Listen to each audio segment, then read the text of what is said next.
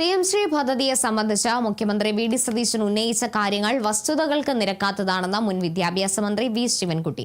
മുൻ സർക്കാർ ഈ പദ്ധതിയുടെ ഭാഗമായി ഒരു ആനുകൂല്യവും വാങ്ങിയിട്ടില്ല. കേന്ദ്രം ഫണ്ട് നൽകേണ്ടതായിരുന്നു.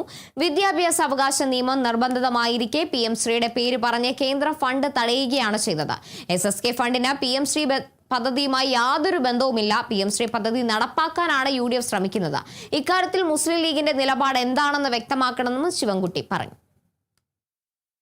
PM-ശ്രീ പദ്ധതി നടപ്പിലാക്കുന്നതുമായി ബന്ധപ്പെട്ട് സംസ്ഥാന സർക്കാരിൽ നിന്ന് ഒരു ആനുകൂല്യവും കേരളം സ്വീകരിച്ചിട്ടില്ല എന്നുള്ള കാര്യം വ്യക്തമാക്കുവാൻ ഞാൻ ആഗ്രഹിക്കുകയാണ്. വിദ്യാഭ്യാസ അവകാശ നിയമപ്രകാരം ആകെ ലഭിക്കേണ്ടത് 1158 കോടിയാണ്.